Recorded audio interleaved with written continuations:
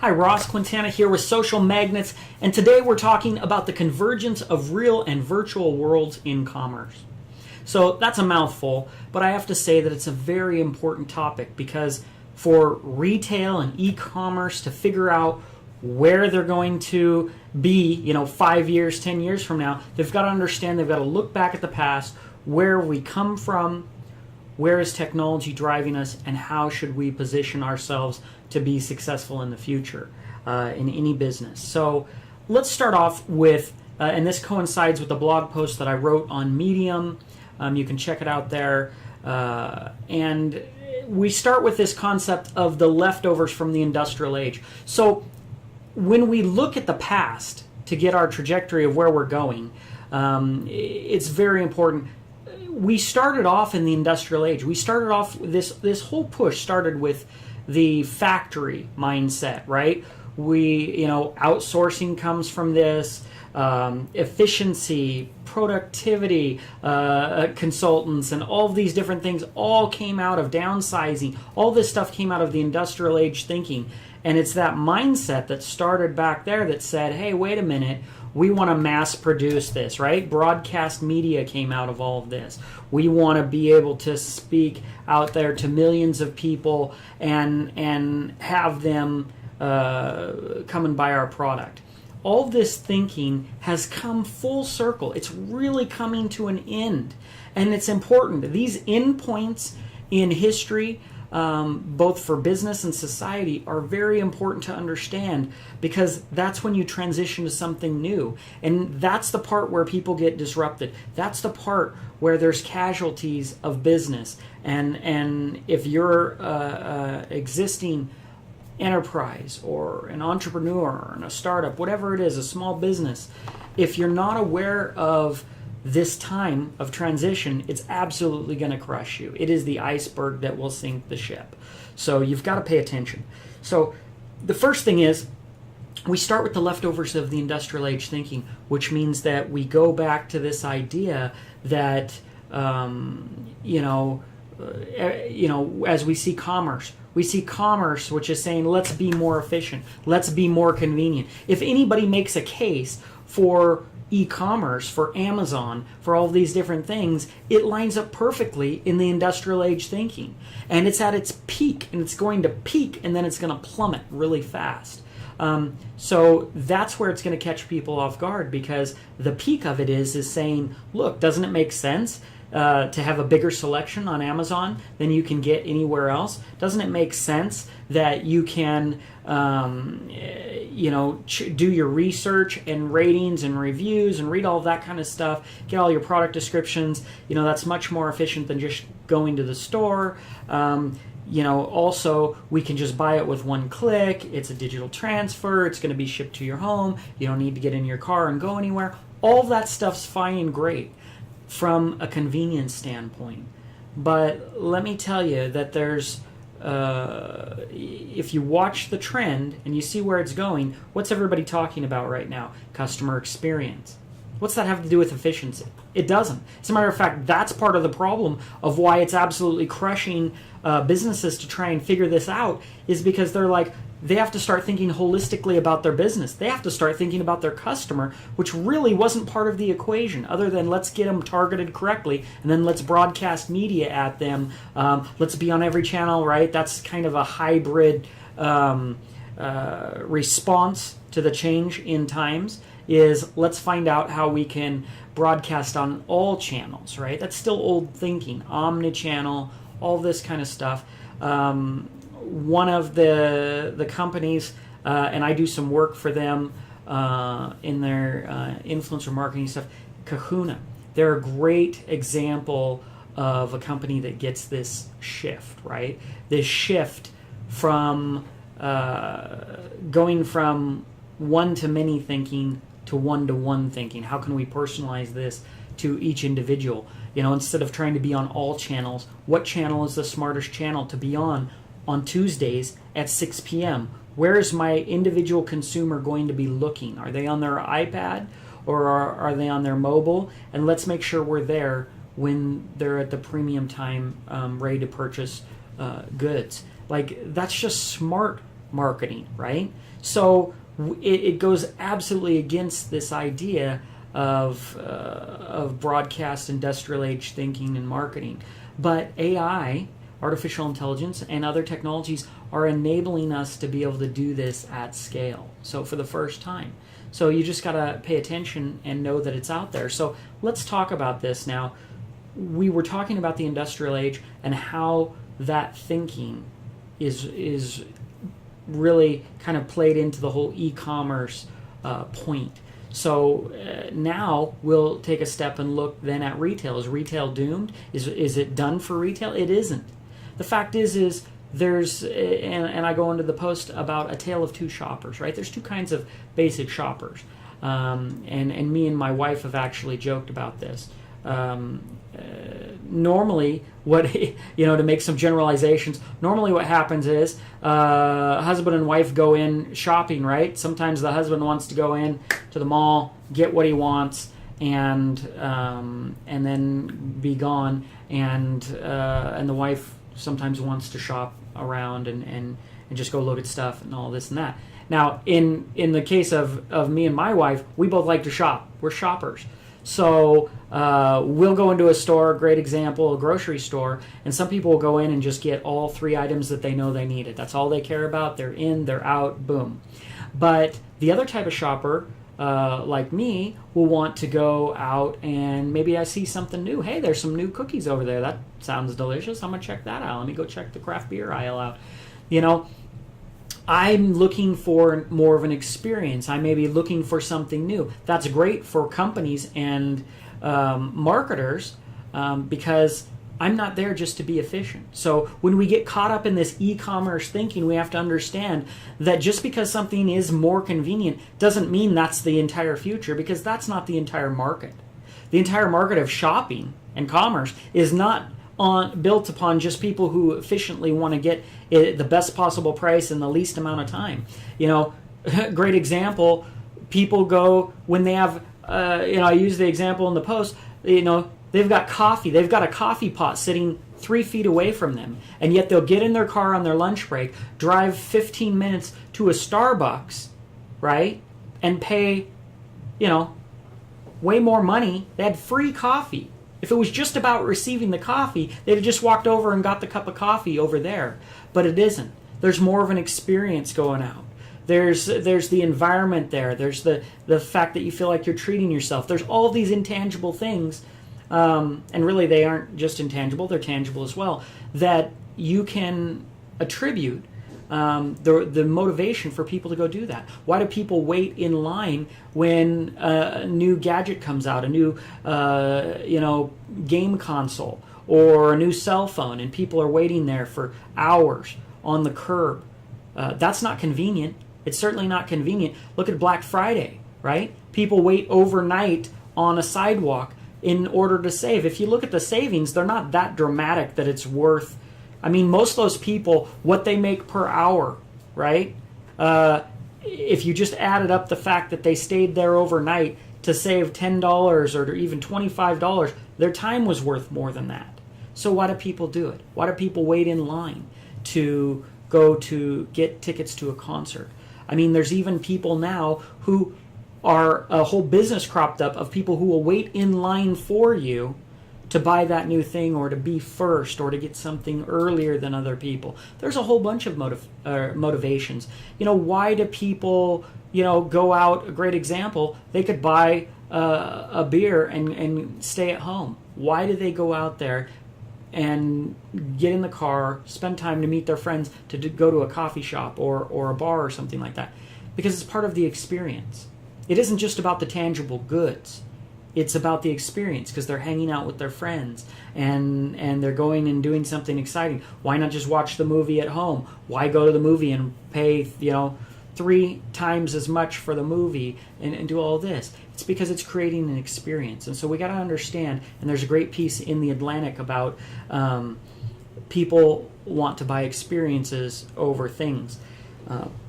Wonderful piece on that. And a lot of businesses are starting to focus on this. Now, how does technology come into this? Well, when you have different motivations, you have to understand there's a lot of gravy left over for retail experiences. The problem is that they're not going to be crushed by competition or Amazon. That's not what's putting retailers out of business. What's putting retailers out of business is the fact that they aren't listening to their customers, is that they're not in tune at all. They're stuck in industrial age thinking where they're going to put commodities, products on the shelf, and they're going to hope that they get, the guaranteed foot traffic when they used to just go lease a space in the mall, and the mall had foot traffic because that's where all the shopping was done, and therefore that's why they were paying these high leases, because they were counting on the fact that people were going there anyway, and they wanted to make sure they were there. Well, people aren't going there as much anymore, and they're not just going there and having a little retail display and hoping that people come take the stuff off the shelves. The game has changed.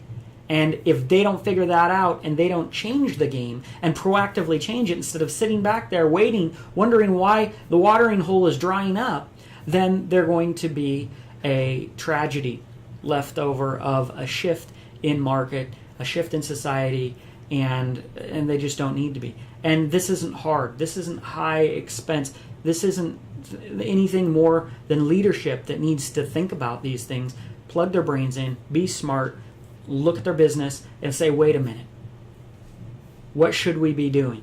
How do we change with the times? Not chasing after trends and trying to be relevant in a very contrived way, which some companies are doing. But I'm talking about just listening to your customers. What motivates them? Why would they get in their car and drive? I mean, look at the social aspect of it. I wrote a post recently called How to Survive and Thrive, how retail can survive and thrive digital disruption. And I talk about these things, that they can be a hybrid. They can go in and should have an e-commerce presence, of course. But one of the reasons why this is important for retailers is because if they just realize that there's a lot of opportunities that e-commerce can't do, that e-commerce isn't doing yet, at least I would say. There's a social aspect. There's the tangible. I don't care how good Amazon is, right? I can go down, I can get in my car right now, and I can go buy a laptop and have it right now. I can look at it, see that I want it, and pull out my wallet and walk home with that. I can't do that with Amazon right now. So when everybody's talking about, Amazon this, certainly they're winning. But part of their win is due to the fact that their competition is lazy-minded. They're strategically... Well, I wouldn't say strategically stupid. Well, okay, maybe I will say strategically stupid, because the fact is they're able to win. It's not because they're getting beat up by a stronger opponent. The fact is they're just simply not thinking at all about what they can do. It reminds me of the old battles, right, where the people used to line up and take turns shooting at each other. Reload, and it's a single shot musket. And then they would just sit there, let the other army shoot them, and then whoever was still left would load their guns and take turns shooting each other. And I thought that's the dumbest thing in the world. I'm not standing out there just letting you shoot me, right? Eventually that strategically they started laying down. They started, building pits to sit down, and they realized that just standing there taking turns shooting each other is kind of a dumb way to do war. Well, the same thing happens in business. If you're going to just sit there and be disrupted and just stand there and have your business be, destroyed in front of your eyes because you just stood there and didn't do anything about it, then that's your fault. You have to actually take action. You have to get moving. You got to listen and focus to your customers, because they'll tell you what they want. And there's lots of things that they want. They want shopping experiences. They want social experiences with their friends. They want one-of-a-kind of events. They want to be able to go home with the product right now. They want to be able to touch and experience things and try things out without having to wait, right? I mean, that's the biggest thing, is all this technology is pushing for efficiency that's saying, I don't want to wait. Who can do a better job at not making customers wait than retail? Because the products are right there. Who can put it in their hands right now and give them that instant gratification? Retail can. So there's a lot of areas that they can win this battle. The next point is that the end point is really both. You really need to do both, because business is getting more complicated, and what's happening is all businesses are getting to a point where they need to step up and do all the things that they need to do. Customer experience requires a business to think holistically about the whole customer journey. That's from design. That's what the customer thinks before right? They even came in contact with you. That's understanding the market very well and the customers. Then designing the product with your customers in mind and knowing their needs. How can you do that if you don't know what anything about your customers?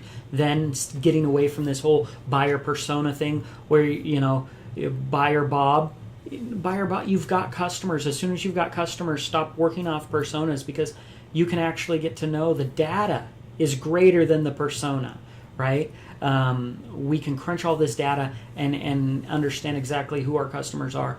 In general, we can find traits, but then don't market to generalization.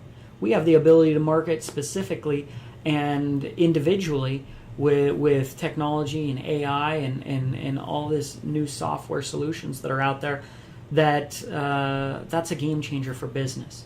So you have to think holistically. You have to do all of these things. Retail needs to have a good, strong e-commerce side. You know what? This is, I said before, retailers need to cut the cord, right?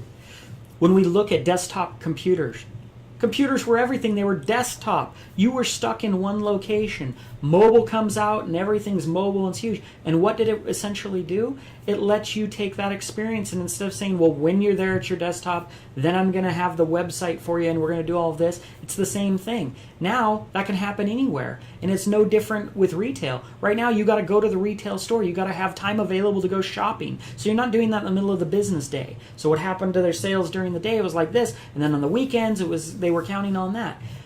But they should cut their own cord. All they got to do they have an app so that people can be shopping from them with ease while they're at work, while they're on the bus commute to work, wherever they're at? Do they have a great experience? Probably not. A lot of these companies don't. They either have a non-mobile friendly website or they got all kinds of issues. You've got to design. This is your business. So when you invested all that money in equipment and locations and lease and IP and all this stuff, you absolutely have to understand that your new form of business is on that device, and that cutting your cord magnifies your business from the weekends to all the time.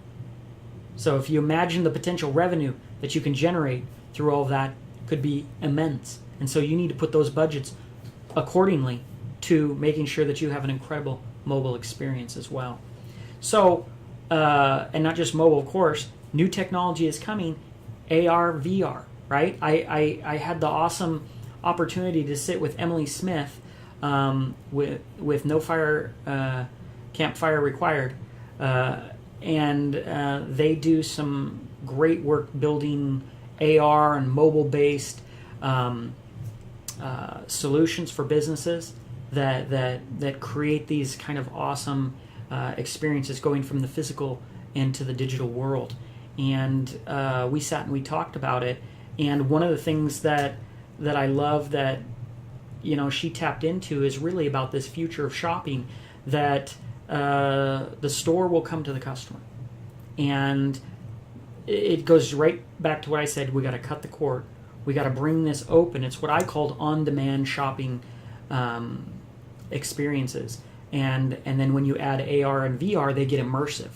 And so e-commerce needs to wake up, and I'm sure they will, over there, and figure out that they want to create these virtual shopping experiences, because just buying the product, looking at the product and buying it, that's not social. That's not an experience. There's nothing exclusive. There's no anticipation. There's all kinds of stuff wide open for companies to do to bridge that. And then on the other side, retail can come at it from the other way. They can create these immersive experiences, these tangible experiences in the store, really refocusing on their customers and delivering one-of-a-kind experiences and events, and make it social and focus on group shopping and things like this. And then they have to have the digital side on the back end to be able to continue and extend that experience. Build it before they get there, make it incredible with digital signage and AR and things in the store, and incredible customer service, a rebirth of customer service, and then take that and continue to develop that as they leave and extend that experience and their brand through mobile, through AR, through digital, and right channel. I won't even say omni-channel, not even going to say cross-channel, though that's an upgrade from that. I'm going to say right channel, and really create those personalized experiences. So that's where it all goes. That's how it all converges. When the two come together, that's going to be the final battleground. And there's going to be pros and cons for each one. Retail is going to have some definite strengths, but e-commerce is also going to have some strengths with selection. You can solve some of those things on the retail side by getting to know your customers more, because you know what? Amazon, I can find anything I want on Amazon. But here's the bad news. I don't want everything on Amazon. I only want the things I care about. So if you actually take a look at the items that I purchase, a store just has to get really smart about what they're offering. They can't just offer what they're offering and wait for people to come and get it. They need to know exactly who their customers are and what their customers are going to want, predict what they're going to want, know what they're going to want based on other markets outside of their customers and their competition. And that's again going to require more data and deeper insights and understanding, but it's definitely doable. So that is all going to come together. That's the convergence, where real physical retail and virtual world of commerce come together, and it's going to be centered around the customers. I hope you enjoyed this. We'll cut it off here. If you liked it, hit subscribe and share. And I'm writing more on Medium as well as my own blog, socialmagnets.net. And you can check me out also writing over at Kahuna's blog, doing some work with them. Shout out to them. Check them out. They're awesome. And I appreciate you taking the time. Love to hear your thoughts and comments in the comments below. Let me know what you think the future of retail and e-commerce is going to look like. What do you think are going to be the big factors? And what do you think are going to be passing fads that aren't going to actually catch on? I'll see you guys online. If we're not connected, hit me up on Twitter or Facebook. I'd love to chat with you. You want to collaborate on some content, reach out to me. And we'll go from there. Thanks, everybody.